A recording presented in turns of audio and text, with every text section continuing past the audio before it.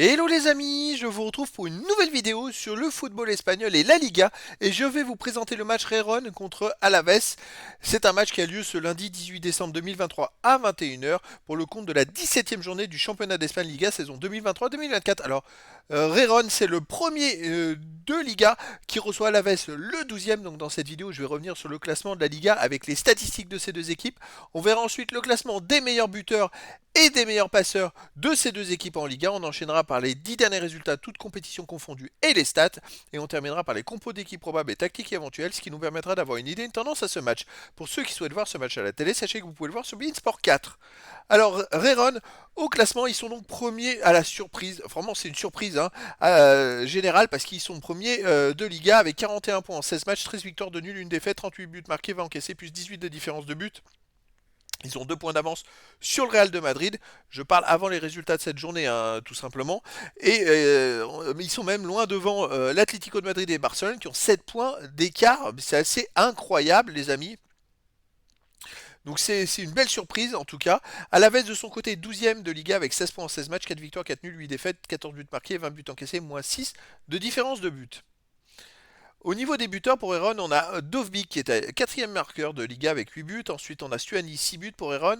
Pour Alaves, Omorodion avec 5 buts. Après, pour Heron, Herrera et Savigno 4 buts. Et après, il y a plein de joueurs à 3, 2 et 1 but pour les deux équipes. Pour les passeurs décisifs côté Heron, on a deux joueurs qui sont en tête du classement des passeurs décisifs. C'est Couto et Savigno avec 5 passes décisives. Ensuite, on a Dovbik et Garcia avec 4. Pour Alaves, on a Guridi et Lopez avec 3. Avec Rioja aussi avec 3. Et après, il y a d'autres joueurs à 3, 2 et une passe décisive pour les deux équipes. Les 10 derniers résultats, toutes compétitions confondues, alors Heron ils sont en tête, hein, mais c'est 9 victoires à nul, aucune défaite, 27 buts pour, 12 contre plus, 15 de différence de but.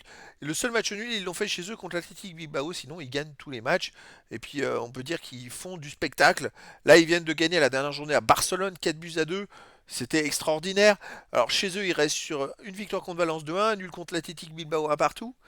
Une victoire contre les Celta Vigo 1-0, une victoire contre Almeria 5-2. Donc bref, c'est une équipe qui est exceptionnelle, un jeu collectif vraiment très très fort. Alaves de son côté sur les 10 derniers matchs, c'est 4 victoires, 3 nuls, 3 défaites, 19 buts pour, 8 contre, plus 11 de différence de but. Et Alaves, alors ils ont un point average, un goal average très positif, et parce qu'ils ont gagné 10-0 en Coupe du Roi, au Deportivo Murcia qui est une petite équipe. Voilà, c'est ce qui change tout. Mais à l'extérieur, ils restent sur une victoire 1-0 à Terrassa en Coupe du Roi. Ils ont fait quoi? 0-0 à Majorque.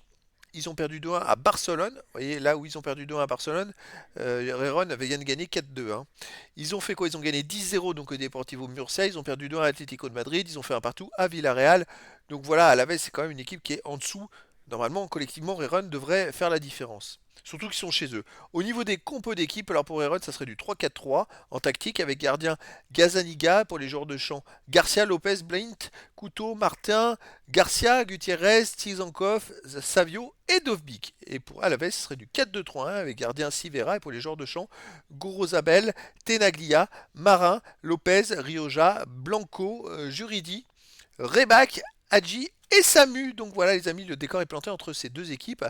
Si Rayron veut conserver la tête de la Liga, il faut qu'il gagne. Et c'est largement possible face à une équipe d'Alaves qui est un peu plus loin dans le classement. Donc les amis, je vous donne rendez-vous ce lundi 18 décembre 2023 à 21h pour le match de la 17e journée du championnat d'Espagne Liga saison 2023-2024. Rayron, le premier leader, reçoit Alaves le 12e. Voilà les amis, je vous dis à très bientôt pour une nouvelle vidéo.